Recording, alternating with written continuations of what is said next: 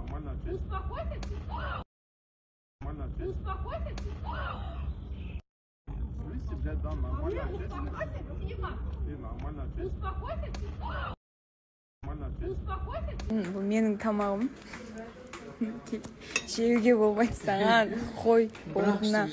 Bu менің тамағым. Нұрдәулеттің тамағы. Болды. Бізде бәрі жақсы, рахмет. Демалыстарыңыз қалай өтті? Сізде қалай өтті? Менде күшті өтті. Ауырып тұрса семейный день болды бізде. Мәссаған. Нағашылармен. Мамам ғана болған жоқ. Маманың үсті өтпей, короче, байсеркеде қалып қалды. Өзіміз жүрдік. Мамасыз. Дана, сіз осы қазір психологтардың кеңестеріне, жалпы айтқан сөздеріне сенесіз бе? Мысалы айтады ғой, травма деп жатамыз кейде. Сондай нәрселерді көп айтамыз ғой. Бірдеңе болса, өткеніңде дұрыс емес, балалық шағыңда бірдеңе дұрыс емес деген. Шын ғой, потому что кейбір адамдардың балалық шағы андай қиын өтеді.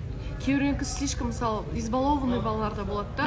Олар өскен кезде өмірде басқаша болады. А мысалы қиыншылықта өскен баланың болашағы басқаша болады. Негізі психологтар, андай психотерапевт пен психологтың да разницасы бар ғой негізі. Психологқа негізі бару керек деп айтпаймын, мен бәрін барыңдар деген сияқты. Просто психологиялық кітаптарды оқысаңыздар, жаңағы психологтар тыңдасаңыздар да негізі олар жаман нәрсе айтпайды ғой. Іште бәрімізде морально, физически, материально, бірдеңе душевно деп айтамыз ғой. Соның бәрі негізі шындықта, жай ғана соған кішкене прислушиваться ету керек біздің бәрімізге ше. Соның бәрін, мысалы даже позитивно өмірге қарасаң, и негативно қарайтын адамдардың өзіне салыстырсақ, это тоже психология ғой негізі.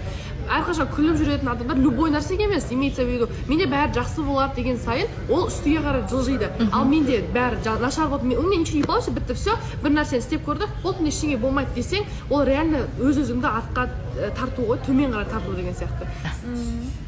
Бүгін күшті әдем болып тұрсыз, андай ерекше болып тұрсыз. Арина, сіз ше неге жұлдызға тұрмысқа шығарып едіңіз? Сіз дағы? Білмеймін. Может быть, да. Мен үйтіп қатты қызғаншақ емеспін негізі. Например, жұмысқа жұмыс ретінде қараймын. Қатты қызғаншақ емеспін. Бұрында қызғаншақ болдым, қазір вообще қызғаншақ емеспін. Менің адамды қалай береді? Если менің адам болатын болса, если менің адам болмайтын болса, ол сені қанша болғаны тырысқанмен өзінің қасына қалу, ол все равно кетеді. Өнер адамына тұрмысқа шығу сол қызғанышқа байланысты деп ойлайсыз ба? Ну, шығу шықпау? Иә. Сенімсіз, қызғану,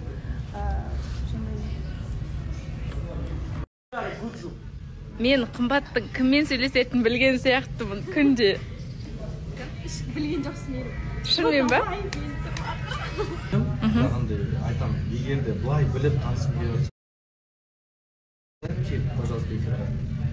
Былайша жігітпіз ғой, мойындау керек, сыртта кездесіп қалуы мүмкін, что там деп ше, өліп қойып кездесіп, бірақ былай в отношениях кел эфирға көрейік, танысайық. Всегда эфир